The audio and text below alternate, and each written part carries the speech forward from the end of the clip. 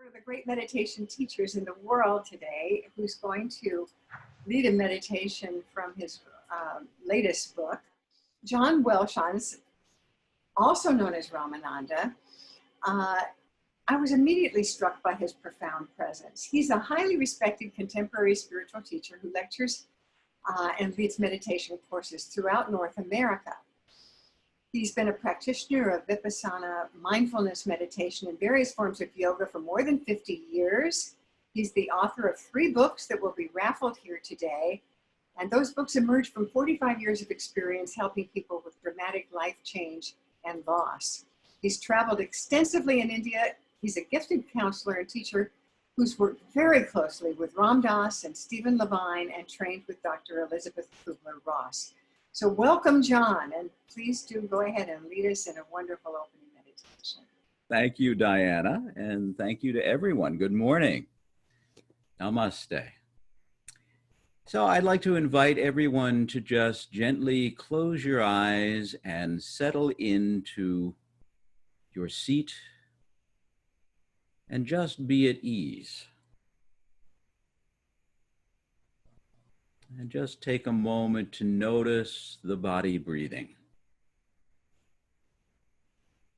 the rising and falling of the chest with each in-breath and each out-breath.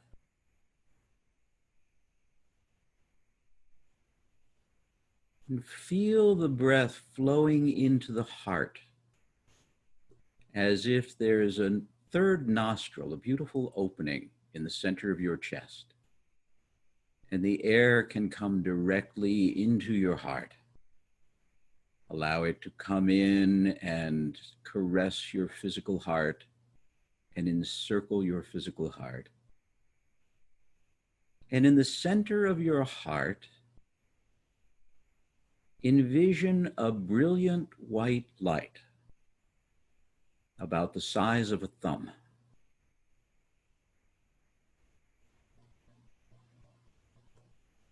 This is called in India the Hridayam, the spiritual heart. And allow that light, which is brighter than 10,000 suns, the light in the core of your being, to begin to grow and expand outward until the light in the center of your being begins to illuminate your entire chest and your belly and abdomen, your entire torso transforming into light, your arms and hands and fingers and thumbs transforming into pure white light. Let the light rise up through your neck into your head and down into your legs and feet until this entire body has become a body of light. Then allow that light to keep growing and expanding outward beyond the boundaries of your skin until it grows to the point that it fills the entire room you're sitting in. Just you sitting in the center of pure, white, radiant light.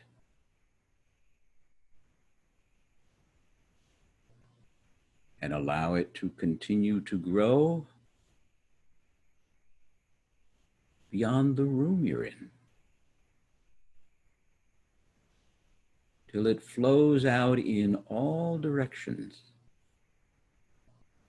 blessing your community, feeling your connection in this light to each other, to everyone on this call this morning, to your neighbors, ultimately to our entire planet.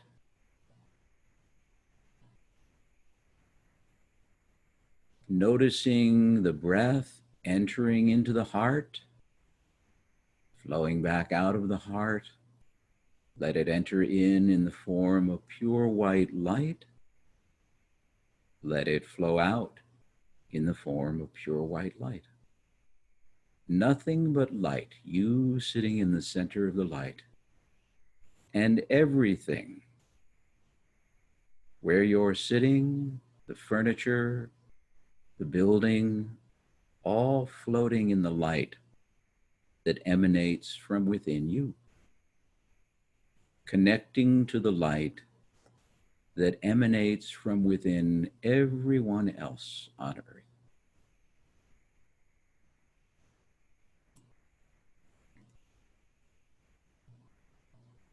And continuing to breathe in light and breathe out light. When it feels comfortable to you, take a few moments just resting in the light of pure awareness and connection. And then allow your eyes to begin to gently open, slowly and gently, so it's an easy transition from meditation into regular waking awareness. Thank you. Thank you. That meditation comes from John's latest book, which is One Soul, One Love, One Heart. Now I'm going to turn it back over to you, John, to begin your presentation. So we're so looking forward to this. Thank you. Oh, great. Thank you, Diana, and thank you to everyone this morning. It's just so nice to be with you all. It's interesting to revisit. This is actually the 10th anniversary of the publication of When Prayers Aren't Answered. And I think it's an interesting reflection because when I began writing it, I was actually inspired by a dear friend who we were having breakfast one morning, and I was telling him about a presentation I had done for a Center for Spiritual Living in the San Diego area. And this was probably about 12 years ago.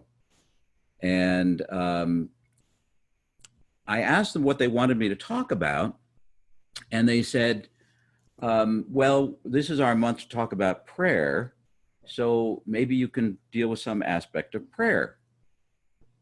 And given the dimensions of the work that I've done through most of my adult life, I said, well, maybe I could give a presentation about unanswered prayer called What to Do When Our Prayers Aren't Answered the Way We Want Them to Be. So that was supposed to be the title of the book. And my publisher, wonderful publisher, New World Library up in Northern California, advised me that that title was too long for the computer models in the publishing industry, so we couldn't use it.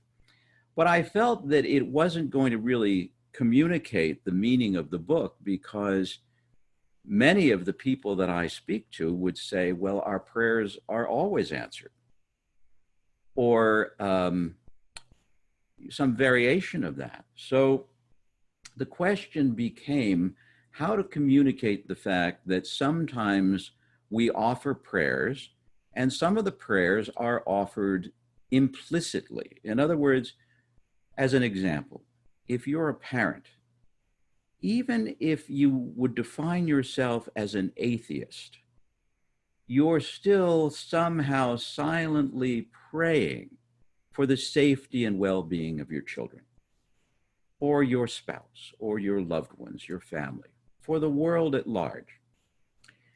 And as we see, sometimes it goes well and sometimes it may not.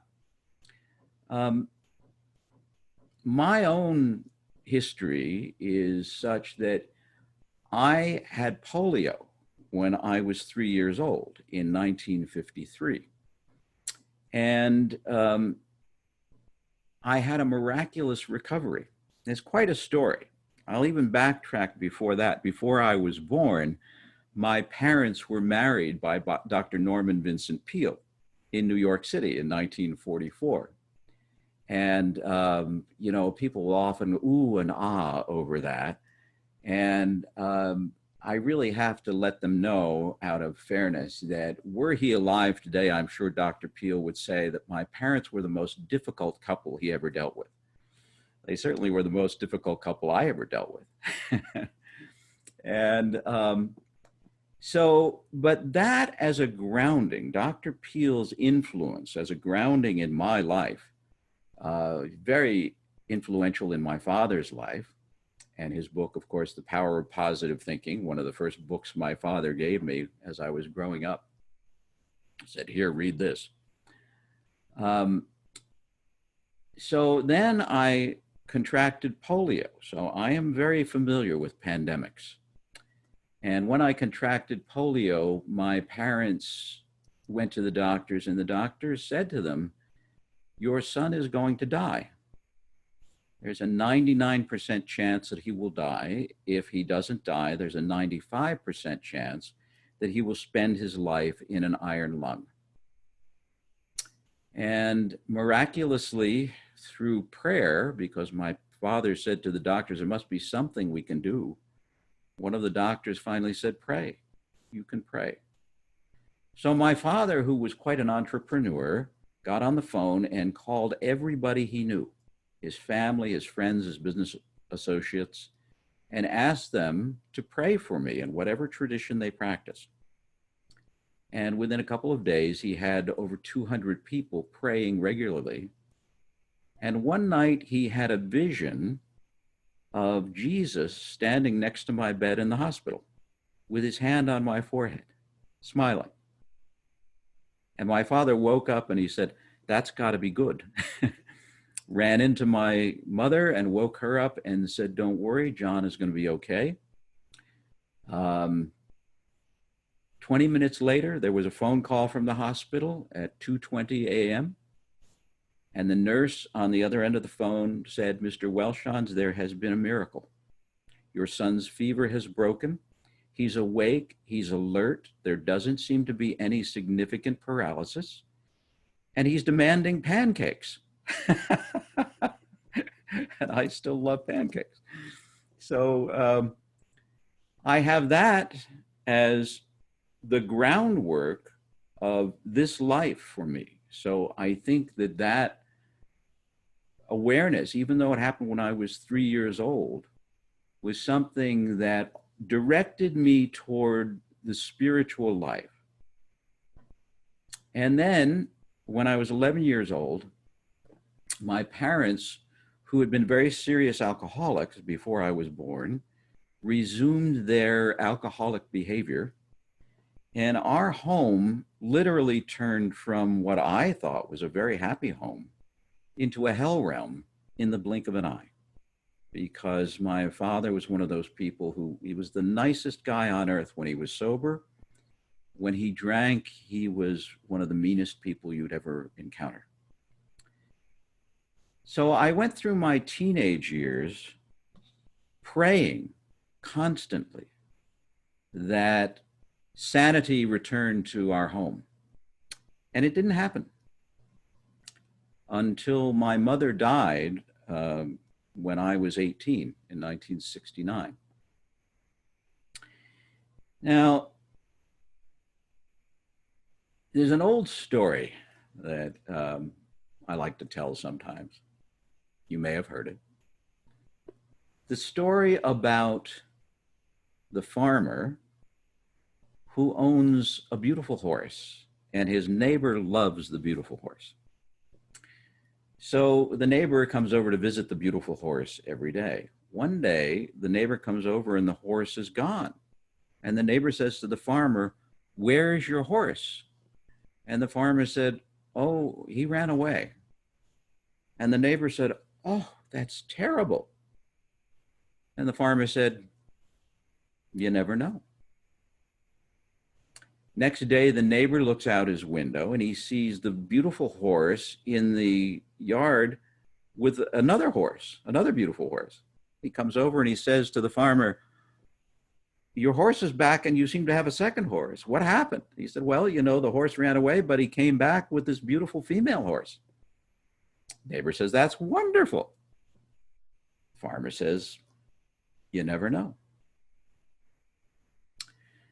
Next day, the farmer's son is endeavoring to ride the new horse, and she throws him, and he falls off and breaks his leg. Now the neighbor sees the son in a cast on crutches, and he comes over and said, what happened to your son? He said, well, he was riding the new horse, and the horse threw him, and he broke his leg. And the neighbor says, that's terrible. The farmer says, you never know.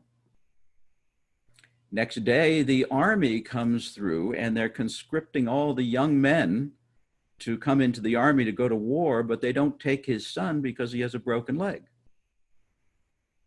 Neighbor comes and he says, I see the army didn't take your son.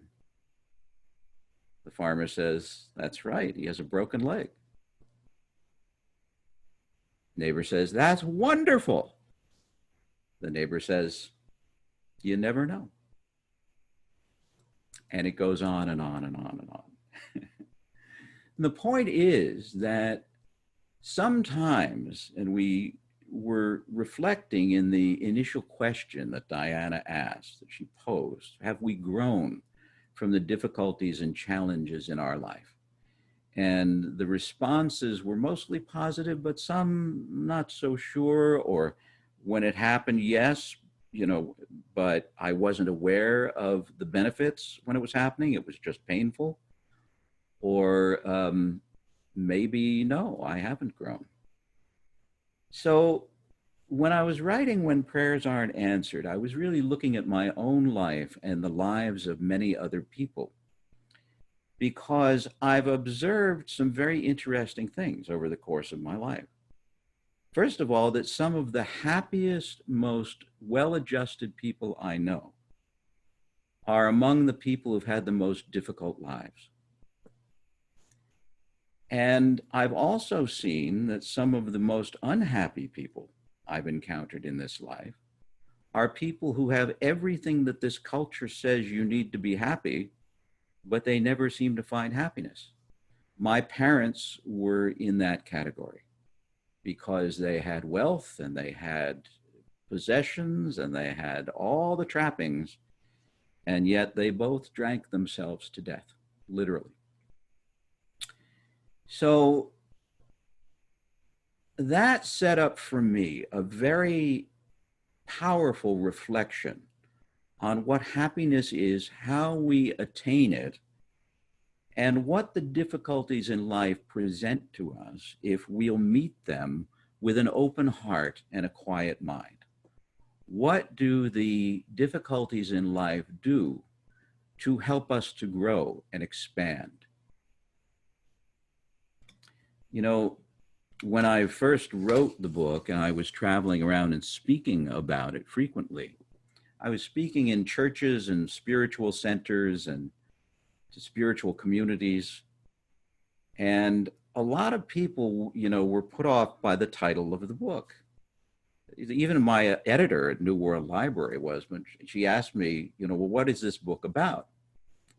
I said, well, it's about how to understand when we don't get what we want, how to understand that in a positive way.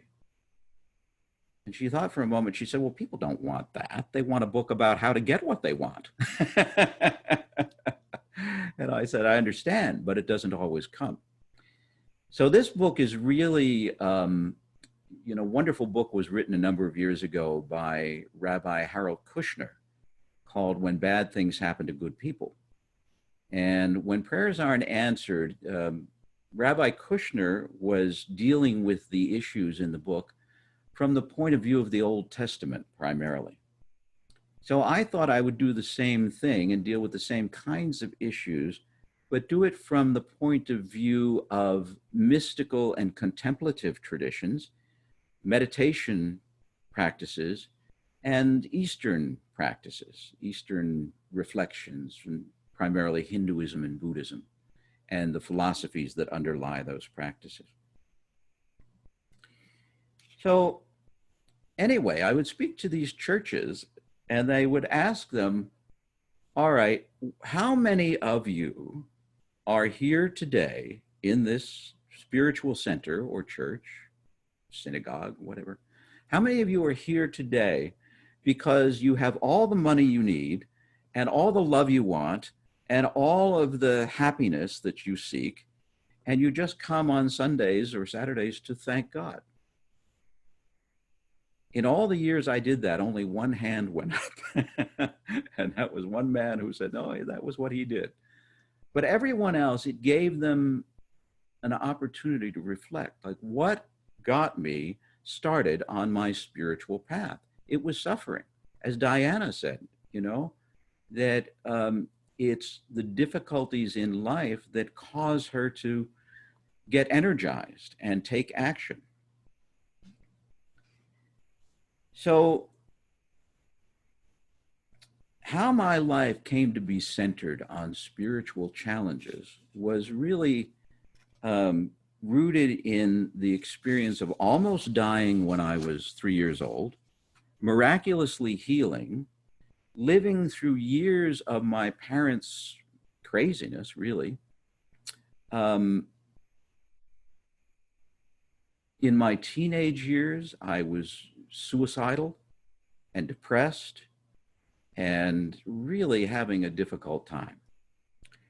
And then I had some very interesting experiences and ultimately met my dear friend Ram Dass, who many of you are probably aware of. Ram Dass sent me to work and train with Elizabeth Kubler-Ross. And at the same time, I met and started working with a fellow named Stephen Levine, who wrote a wonderful book called Who Dies back in the 1970s. And in the 90s, wrote a wonderful book called A Year to Live. And it was the influence of those three people, because when I first met Ram Dass in 1973, he said to me something that I found absolutely astounding. He said, I'm finding being with people who are dying to be the highest spiritual practice I have ever encountered. I thought, how interesting. He sent me to study with Elizabeth Kubler-Ross, and I just found her to be this incredible, incredible being. And I went up to her once. I found myself in the elevator with her alone. And I said, Dr. Ross, what made you the way you are? And she looked at me and she said, well, darling, it's sitting at the bedsides of my dying patients. Sitting at the bedsides of my dying patients made her into this incredible person. And she looked at me and she said, maybe you should try it. And what that practice gave me was the recognition that in examining and confronting our mortality, the fact that we are all on a temporary timeline, the thing that this culture has taught us to never look at because it will make us depressed actually turned out to be the thing that made life most joyful. First of all, what we often encountered with people who were dealing with a terminal illness, and this, wasn't a majority of the time, but a significant amount of the time, the person we were working with would tell us something like, I've never felt as alive as I do since I found out I have cancer, or whatever the disease was. And we heard that so often that Ram Dass and Stephen Levine and I started talking with Dale Borglum and some of the other people that were doing this work and saying, it's really amazing that people who are confronting a terminal illness are talking about this aliveness. I remember one man that the story's in When Prayers Aren't Answered. I was working with him in Tallahassee, Florida, when I was in graduate school in the 1970s. And I was trying to understand what he was saying. He said, when you only have a finite amount of time on earth, everything begins to look different and your priorities change. You realize you don't have time to be depressed. You don't have time to be unkind. You start to see sights you've never seen before. You hear sounds you've never heard before. You smell smells you've never smelled before. You taste tastes you've never tasted before. everything starts to look like great art and sound like great symphonies. I remember him saying, you know, the brownies that my daughter made for me this morning were so delicious they made me cry. So we were talking about that and saying, wow, what a blessing to have that kind of awareness. And is it required that we are facing our own death in order to have that kind of awareness?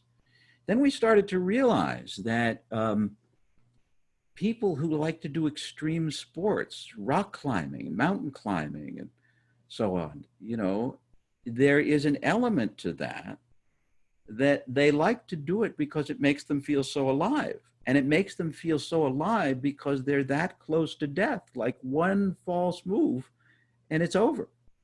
That brings an awareness, an acute awareness of life that is so precious. And in meditation, we are working with learning how to keep our attention in the now, in the present moment. It's the same thing people are doing when they're rock climbing. We just do a little more gently. But that kind of awareness. So as I reflected on what was happening in the last few months with the pandemic that we're dealing with, I started to realize that this could be used as a way to sharpen our focus. Before we started this morning, Diana and I were talking about how this time has enhanced our lives and made us recognize that there are things that are important that we've been missing, and that there are things that are unimportant that we've been obsessed with. And so it's shifting our priorities. The first thing that I noticed during this pandemic, when we all went into isolation, I live in New Jersey, was how quiet the world was. There was nobody on the roads. There were no airplanes in the sky. And it was, you know, I've learned that there is this beautiful, pristine silence after a blizzard, if we have a big snowstorm in the winter, because everything stops. Well, this pandemic caused everything to stop. And it allowed us so much more time for meditation and spiritual practice and surrendering to understanding that there are certain things beyond our control. You know, when I was looking at the book, as I was getting ready to speak with you today, I was looking at some of the prayers or some of the statements that I included in the book. And there's one right in the beginning from the great philosopher poet, Rabindranath Tagore, the Indian philosopher. And I encountered it while I was writing the book, and it was the perfect opening for when prayers aren't answered. And he said, "Let us not pray to be protected from dangers, but to be fearless when facing them." Let us not pray to be protected from dangers, but to be fearless when facing them. You know, there's a great Tibetan Buddhist teacher named Chogyam Trungpa Rinpoche. He founded Naropa Institute in Boulder, Colorado. He was the teacher for Pema Chodron, who many of you probably know, a wonderful teacher who deals with these issues, the issues of disappointment and fear and challenges in life, so beautifully. She said she once asked him what enlightenment was. And his answer was absolute fearlessness. What is enlightenment? He said, absolute fearlessness. Can you imagine being absolutely fearless? So one of the questions that arises is it possible to be absolutely fearless? And how would we accomplish that?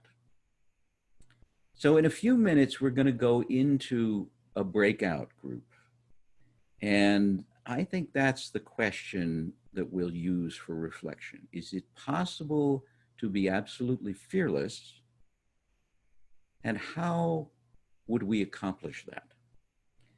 And we'll invite everybody to discuss that. And then we'll come back together for further reflection and another meditation. The question is it possible to be absolutely fearless? It's two questions, actually. Is it possible to be absolutely fearless? And how would we go about achieving that in our lives? What practices might we do to become fearless? Okay, Tan, is that the right pronunciation? Or UN, probably. Hello. Oh, Hi. Ewan, Yeah. okay. Um, Right. the tapping solution, just tapping, if you're scared about something, tapping that usually calms that emotion down. And then, some things are fearful, the death of a loved one, the chronic illness of a loved one, that's fearful. You're fearless in being standing there next to them, and walking this path. So being kind to yourself. Yeah. You had a tool too, UN. Come back on and tell us about tapping and the way you do that. Oh, I had said the tapping solution, but did you mean like just asking your question? Like, I have a question, like, what's going to make me happy today? Just get it done. So, what are you scared of? Why are you scared of it? Like if we had 6 months left to live, what would we do? And if there was no fear, because those who are terminal, they're going to lose their body, they pretty much make sure they take care of loose ends as much as possible. And so then, so our group said it was, remember, it's temporary, right? So, yeah. Liz Rubel, do you have your hand up? Yes, I was just going to say what Yuen just said, that Joanne had a really good reminder for us that this too shall pass. Everything is temporary and the situation is temporary. And also that sometimes what you're doing is thinking ahead of what might happen, which is kind of wasted energy because it might not happen too. So that's a good reminder that this too shall pass, and that whatever you're afraid of is just projecting into the future of what could possibly happen, but might not happen.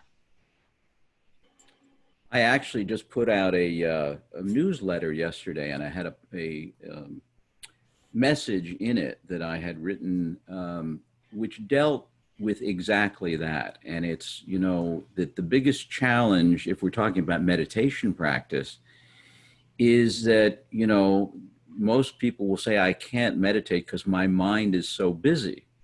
And then you realize what you're doing is you're thinking about the past and the future, instead of being here now in the present moment. So we're thinking about the past, we're worrying about the things that have happened that we think may have damaged us for life, we remember things that make us angry, or we remember a time when we think we were happier and felt more secure than we do now, or we project into the future. As you were saying, Liz, the fear about things that may or may not happen. The point is we really don't know, which is the point of that story of the farmer and his horse. It may be that something terrible seems to be happening, and yet the outcome might be positive. And maybe that something positive seems to be happening and the outcome is not so positive. So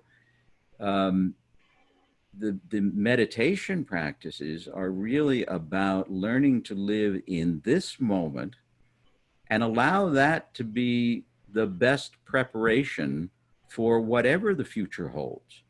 Because if you're living within the strength and power of your own being, it's much better than living in a bunch of fears that the mind creates about all sorts of terrible scenarios. And I was having an interesting conversation with Rebecca during our break. We had our own breakout group. And we were talking about perspective and how we all see things differently. So I'm remembering in the early days of meditation, I originally trained in transcendental meditation.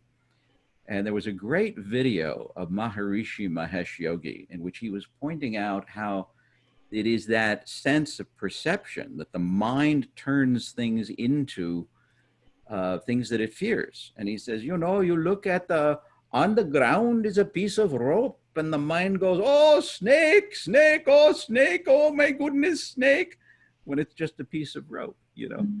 So that's a great point. Was there more that you wanted to say about that, Liz? No? Anyone else? Who else has a comment? Robin. Wanted to, we had a lovely dialogue in our group, and all of our perspectives kind of brought me around to the idea of, some people said, well, we don't think it is possible to be fearless. And another person said, well, yes, it is possible to be fearless. And for me, what's true is that there are absolutely moments that I'm absolutely fearless, that it is possible in moments, in particular times that, you know, I've just had that knowing that there is a place, but there's also this sense that we are human, we're having a human experience, and part of our human chemistry and makeup is that we have chemical reaction of fear to certain things. And so for me, I guess I'm wondering how I can be appreciative and respectful of this human body and experience, and yet stay in an awareness where I observe that it's happening. I know that there is a fear moving through me, but that I don't have to choose to react from that place. But that it's sort of both, that I can hold the fearless observer perspective at the same time that I'm feeling the fear in my body. And I think that would be a great goal to be able to be in that place more. Didn't somebody write a book called Feel the Fear and Do It Anyway? This is one of our first members. She was at the Inside Edge on the very first morning in October of 1985. Aha. And she was writing a book and was calling it Fear Busters at the time. But Dr. Susan Jeffers wrote Feel the Fear and Do It Anyway. Aha. And that's just been a motto for all of us at the Inside Edge, I think, all these years, is to do that. Yes, Patricia, thank you for clapping. Patricia, you were telling in the chat about some of the things in your group. Why don't you tell us about that and turn on your microphone? It was wonderful. I had Diane Enders and Marge Britt, and it's been so long since I could sit under the wonderful Marge Britt's wise words. And so she goes to love, because this last season of her life, as is mine, she's trying to live constantly in love. And then when she gets into fear or anger or judgment, she realizes she's in the wrong field of being. So then we talked about her process to get back to that. Mine was trust. I pray every day to be guided, guarded, directed, and protected. And John, I'm going to add to have courage. And then I believe it for myself and my family and my friends. And it creates a ground of being for me to live out of. And Diane was that she goes to the reality that she is never, never alone. So it was very rich and very mutually supportive, and lots of wise things said. So thank you, John, for your topic and thought-provoking, soul-searching about this. Wow, thank you. And the essence was that as a child, you don't have that frame of being, but and I think it has a lot to do with, as we walk this path so long, and the maturity, you find that base if you've been looking for it and working on it for years. Yeah. But it still needs constant maintenance. Constant. Who was it who said I never feel alone? That was Diane Enders. Aha. And Diane, are you present? It's actually Diane Whittick from West Essex. Oh, Diane. Hi. Okay, go ahead. So I would just like to ask you, how do you accomplish that? Because that's a big one for a lot of people. How do you not feel alone? I stop myself in whatever it is, and I say, stop. You're not in this by yourself. You are not alone. Mhm. We have two people who are going to speak next. Judy Olson wants to speak, and Brooke Cross after that. Judy, you're putting on your unmute. Yes, Diane, actually, I didn't have that icon, so I was just asking how I do it, but I don't really have anything to say other than now that you've plugged me in, it's wonderful to be here. And John, thank you so much. And I've studied with the three people you have and have had alone time with all of them. So this is a blessing to experience this so many years later. Thank you. Sweet. Thank you. Thank you. And Brooke, you had a question? Yes. Here's a thought that I've had about the topic here, that the sociology of fear, I might say. You know, as part of our culture right now, we are being encouraged to be admonished to be afraid, or at least, you know, we get 1,000 messages a day, wear your mask. And so I'm just looking at it and saying, it's not enough for me to not have my own fear.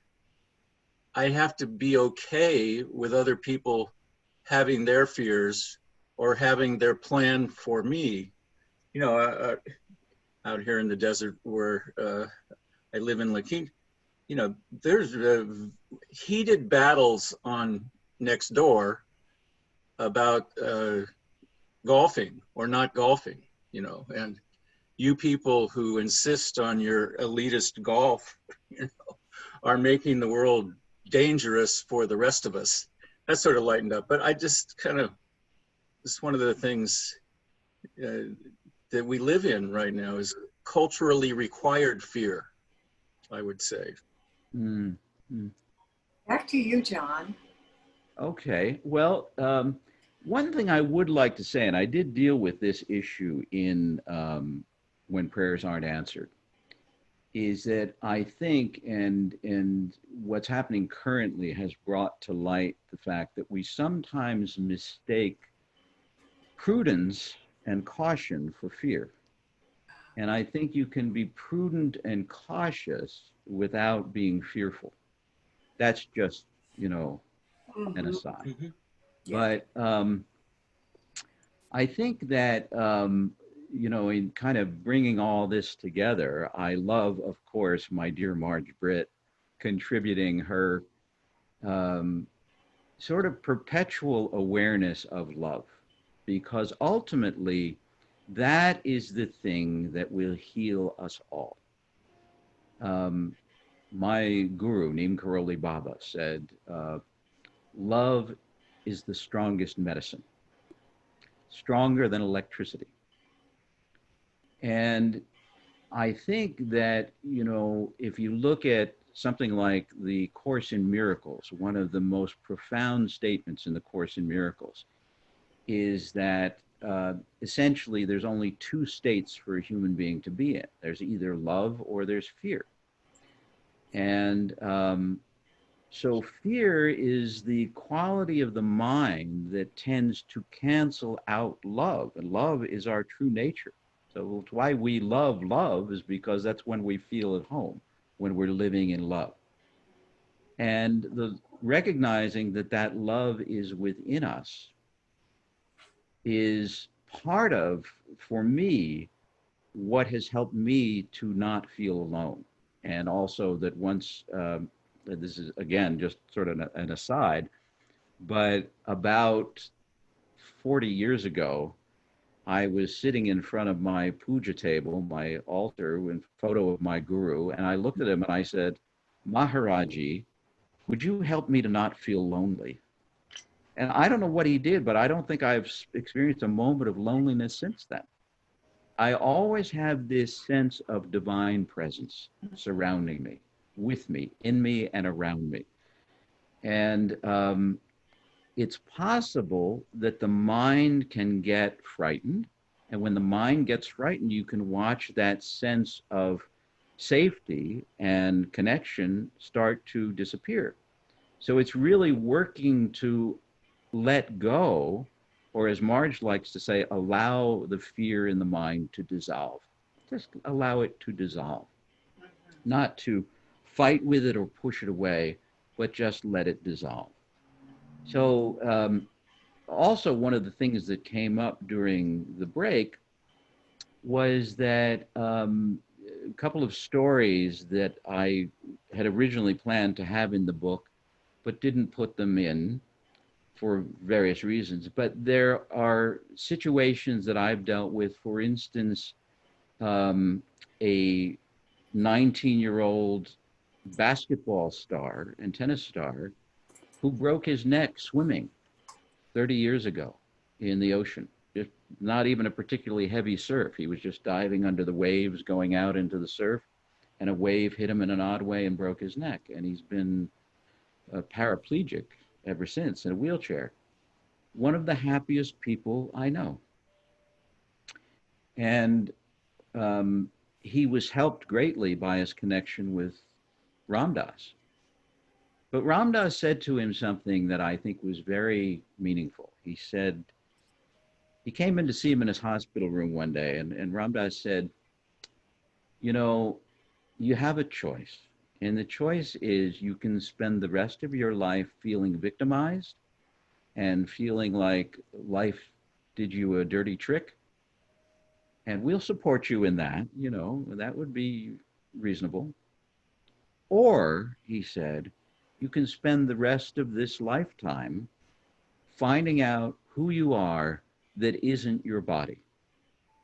Because you've spent your entire life thus far getting rewarded by the physical abilities that you have in tennis and basketball, and now you can't do that anymore. So that really became a great teaching for me as well. You know, every now and then I was talking in a way that might have sounded a little cavalier about our confrontation with our own aging and mortality. But I've been experiencing for many years now, you know, looking in the mirror and saying, who on earth is that? You know, how did I get in? I don't look that way. What's this? What happened to my hair? I used to have a nice big afro and it was brown. And, you know, I find that to be a great reminder that when I look in the mirror and I see this body changing, I might not feel that much different, but, you know, sometimes I notice my knees are a little creaky, or my hips or my back or something like it. It's a reminder. It's like Ram Dass, in the last years of his life, someone had given him a big hourglass and he kept it on his dining room table. And every morning when he came down to breakfast, he would turn it over and we would watch the sand passing through the hourglass. And he would look at that and I'd say, this could be the day. And he'd say, yeah, you never know. Never know. You never know. Well, we're just winding down. We would love for you to, if there's something you want to say to complete your presentation, and we'd love to hear what's going on with you, how we can stay in touch with you, anything else that you'd like us to know. Great. Well, I am doing pretty much everything on Zoom these days. And I have a Wednesday night meditation gathering, which is sponsored by a venue here in New Jersey where I live. But it's called Van Vleck House, and you can reach it at Van Vleck, VANVLECK.org. And you can sign up and join us tonight if you like. My website is either onesoulonelove.com, ONESOULONELOVE.com, or just johnwelshans.com. It will take you to the same place. And on there, you can look up my schedule and see the things that are happening. And I'm posting all of the Zoom activities on there. And I'm working on a book about Ram Dass. Oh, are you? How wonderful. Yeah, I'm I know enjoying you had a very long association with him. 47 years. That's amazing. Yeah. So we are so delighted that you were with us. Well, I invite you all to just once again, for the first part of this exercise, gently close your eyes. And once again, come back to the sacred place of love and awareness that we were connecting with earlier this morning. The center of the chest, coming into your own heart, feeling and seeing the light that connects us all. The Hridayam, the spiritual heart, let it grow and expand once again to fill your entire body with light, and then fill the entire room you're in with light, and then to flow out in all directions without limit, embracing your neighborhood, your state, our country, our continent, and ultimately our entire planet. Sending blessings of love, peace, healing, and joy to everyone on earth who is frightened, feeling alone, suffering. Blessing of love, light, peace, healing, and joy. And once again, to yourself, feel the light of love flowing through every cell of your being to help you remember that you are not alone, to help you remember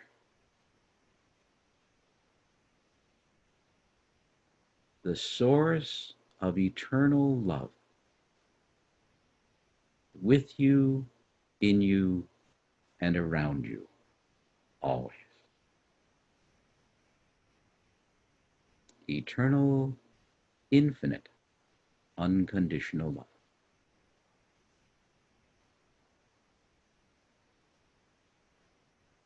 And now I invite you to feel your connection with everyone on this call this morning. And special thanks to Robin and Rebecca and Diana and Mihaly for the presence of all the beautiful beings who have joined us here. Let us envision, no matter how far apart we are geographically, that this technology allows us to experience the light that connects us all. The light that we're talking about when we say the word namaste.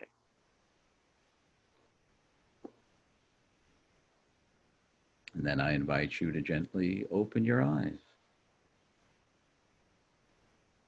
and send that light out to everyone on our Zoom screen.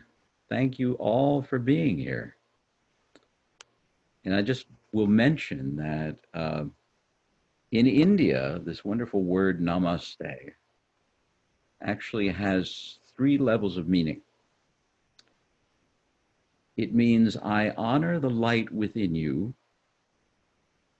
It means the light in me honors the light in you.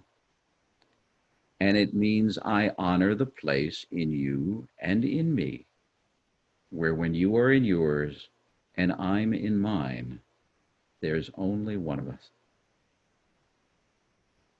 Namaste.